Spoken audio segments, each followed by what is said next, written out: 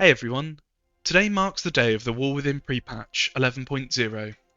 With this patch comes a large chunk of changes ahead of War Within's full release next month, and in this video we'll be covering the new content by exploring what is the Prepatch event and why you want to do it, Warbands, what are they, how they work and what you can do with them, Skyriding, what it is and how it's changing from Dragon Riding, cross-realm guilds, leveling changes, and the UI changes from new spellbooks to arachnophobia mode. So let's get right into it, the pre-patch event.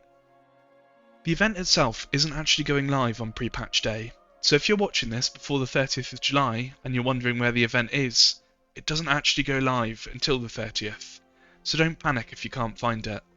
The event, when it does go live, is called Radiant Echoes, and on logging on between the 30th of July through to the 26th of August, you'll get a quest host asking you to meet Khadgar and Dalaran. Either utilise your Dalaran Hearthstone from your toy box, or head to the new portal in Stormwind Trade District or Orgrimmar to head to Dalaran on the Broken Isles. From here, head into the centre and take the portal to the Chamber of the Guardian.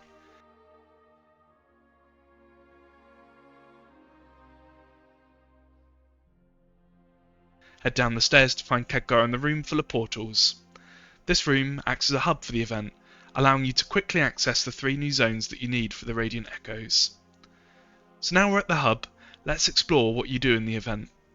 Radiant Echoes switch between 3 zones: Dustswallow Marsh, Dragonblight and Searing Gorge.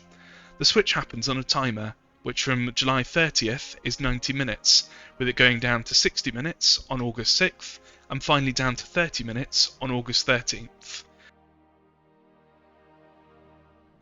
When you enter one of the 3 zones, you'll find an NPC offering a daily quest to complete the event in the zone. These are the easiest way to get a large amount of the reward currency for this event, residual memories, so you want to make sure that you're picking up the quest for each zone as you're doing the event. The event itself is broken down into 3 phases. Phase 1 is extremely simple, with a large slime spawning, marked on the map. The Congealed Memory is a simple boss that will spawn various NPC memories as adds, but has little tactics beyond this, and at least on the PTR seems to be extremely quick to kill. Once the Congealed Memory is defeated, this kicks off Phase 2, Scattered Memories. In this phase, 6 areas will become haunted with memories of the past that make reference to iconic points in Warcraft history, from grinding boars for the perfect liver to battles of the Horde and the Alliance past. These objectives will involve you either killing echoes or interacting with objects in the zones which have been marked on the map. Once you've met the objectives, a tick on the UI at the top will signify that it's been completed and you can move on to one of the other zones. Once all 6 are completed, Phase 2 ends. Phase 3 involves a boss from Azeroth's past spawning, with Onyxia spawning in Dustswallow Marsh, the Lich King in Dragonblight, and Ragnaros in Searing Gorge. The boss will spawn after a brief period of invincibility to allow people to tag the boss, and then they can be DPS'd down. Although they do use some of their iconic moves, I doubt they'll be alive long enough for you to have to do anything worth worrying about. And that's it. You'll get some rewards from the boss going down, and including the quest hand-in, you'll get roughly 2,000 residual memories per event. After the event, some lingering spirits will, linger, allowing you to farm memories before the next event if you want to do so. So let's take a look at what rewards you can get for taking part in the event. In all 3 zones, and in the Dalaran Hub zone, you'll find an NPC that can exchange your residual memories for a mix of gear, mounts and pets. Firstly, there's an heirloom ring, which is worth getting if you don't have 2 unique heirloom rings, the Band of Radiant Echoes. This can be crafted by purchasing the Lifeless Stone Ring and combining it with 3 essences, made by fusing 20 memories dropped by the event. You get the memories of Northrend from Dragonblight events, memories of Kalimdor from Dustswallow Marsh, and the memories of the Eastern Kingdoms from the Searing Gorge. They seem to drop randomly from the Phase 2 event, or, consistently, 5 from the Phase 3 boss. Once you have 20 and you've merged them, simply right-click the ring and you'll get the heirloom ring. Next up, you've got the Remembered Mounts, which is a reskinned Griffin for the Alliance and a Windrider for the Horde. Neither are crazy cool, but they're both nice mementos and fall in line with the throwback-like narrative of the event. My guess is that they'll probably end up in the trading post at some point in the future, but for now they can be purchased for 20,000 Radiant Echoes, which is about the equivalent of doing 10 of the events. There are also 3 new battle pets. Remembered Riverpaw, a Gnoll, Remembered Construct, an Abomination, and Remembered Spawn, a Whelp, all with the same Radiant Memory look as the mounts.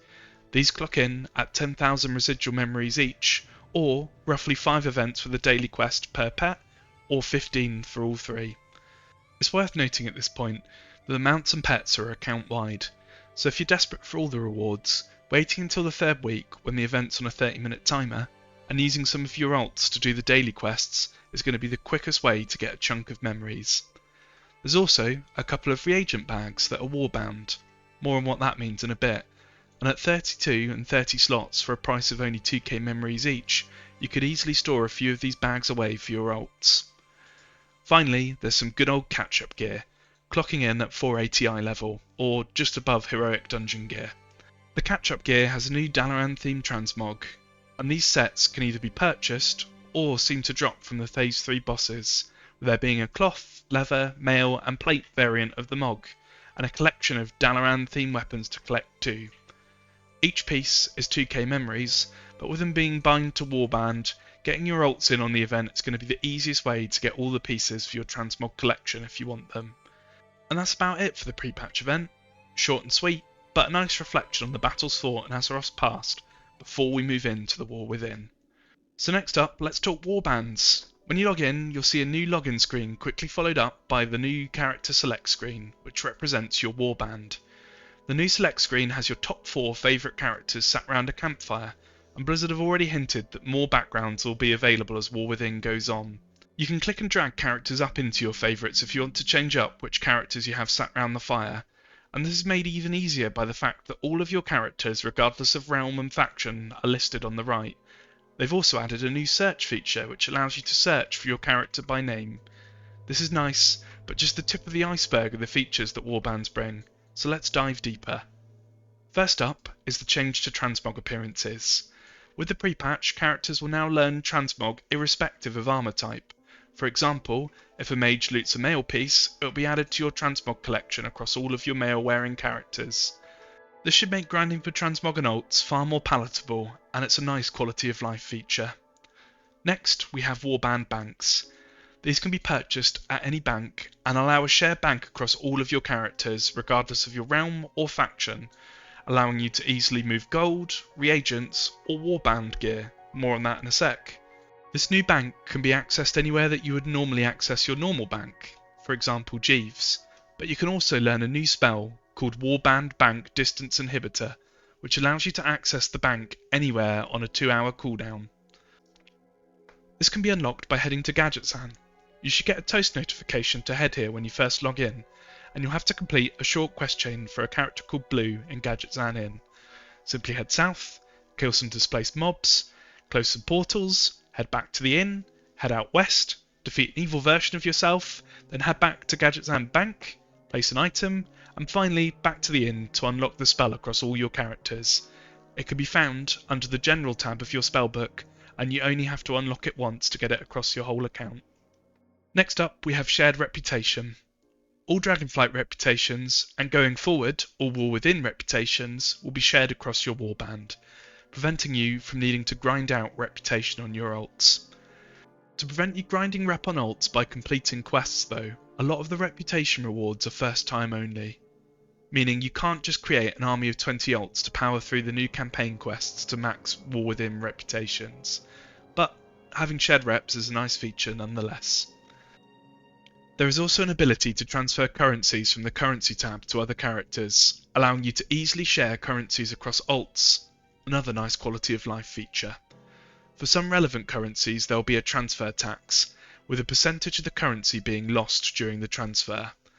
There will also be some currencies, relevant to high level current progression, that you won't be able to transfer, but for the most part, currencies can now be easily moved across your warband. Next is Warbound Until Equipped to Gear. This is a new classification of gear that can be transferred to any character on your account using your Warband bank. These items currently drop from the pre-patch event, but going forward there'll be a chance they'll drop off of relevant endgame content within the War Within, at the gear track below the content you're doing. For example, if you're doing content that would give hero gear, it would give champion gear instead. This will give you a new way to gear alts by allowing you to drip feed relevant gear from content that you've been doing on your main.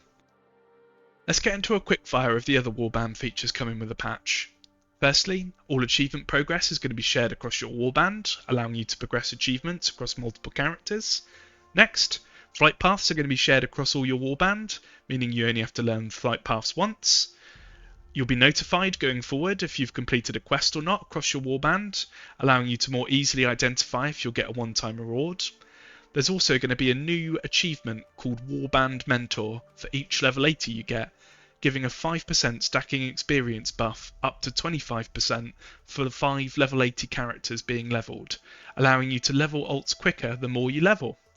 There's also a new toy that you'll have that will allow you to explore all areas of the map that you've explored on another character in your Warband, allowing you to unlock the map just once if you wish to do so. So that's it for Warbands in the pre-patch. We'll now have a quick look at Skyriding. Skyriding is the evolution of dragon riding. Mechanically, it works the same, but it's now available on nearly every legacy flying mount. By default, Skyriding is now the main way of using flying mounts, and it's going to be learnt at level 10, meaning your alts can zoom around Azeroth even earlier. You can still move over to steady flight, which is the new name for the old way of flying, although you'll need to unlock it in War Within by completing the main story before you can use it in the new zones. For old zones, there's a toggle in your mount collection, which lets you switch, and as an added bonus, they've also massively increased the speed, with normal flying starting at 220% speed, and epic flying going all the way up to 420, so it goes from being slow and steady to fast and steady. Also with the pre-patch, we're finally getting cross-realm guilds. As someone who has friends both cross-faction and cross-realm, this is a welcome feature, and as of pre-patch, guilds are automatically cross-faction and cross-realm, allowing you to join guilds without restriction. Also, as a result of the change, and with War Within's release, you'll be able to progress mythic raids cross-faction from release. Up next, changes to levelling. Firstly, Dragonflight is now the default levelling experience for new characters, replacing Battle for Azeroth. Chromie time now covers 10 to 70, up to 10 to 60. Next, Evokers will start at level 10 like an ally brace, still having their starting zone, but moving to Dragonflight for levelling thereafter. XP requirements for levelling have been significantly reduced. I've put a graph on the screen, but I've also linked to Icy Veins below, which covers it in more detail. Thanks to Stan on Icy Veins for the data. Finally, let's do a quick fire of some of the UI updates you'll see. Your spellbook has updated visuals and is now found under the old talent UI. In this new UI, you'll be able to hide passives with a checkbox, use the search bar at the top, and even filter by spells that aren't on your bars. Not directly related to the UI, but on the subject of spells, the human racial has now changed, and it will now reduce your Hearthstone cooldown by 5 minutes instead of the rep boost. There's some new map icons and a new map legend which can be accessed from the map interface, with icons showing you things like meta quests with valuable endgame rewards, and important quests that teach you new features or major mechanics, amongst a host of updated icons for existing map features, like flight points. There's also a new arachnophobia mode found under the general settings under accessibility. This changes all spider models for crab models, including all legacy spider models. For my spider haters out there, this is a game changer, especially with the Nerubians being a prominent enemy in the War Within. Next up, crafting reagents now have a tooltip for which expansion they're related to, making it easier to see if you still need to be hoarding the reagents, or if they're no longer relevant. There's a new option to show your character's silhouette while obstructed. There's also a new setting to highlight your character, either via a glowing silhouette, an icon, or a circle around your feet, or a mix of all three if you want, so that you can better see your character. A lifesaver if you're struggling to keep track of your character during complex raid mechanics. And that's about it. There are a huge amount of class changes, but I've linked to a blue post detailing them if you're interested. Thanks for watching, and I hope you enjoy the War Within pre-patch. Until next time, take care.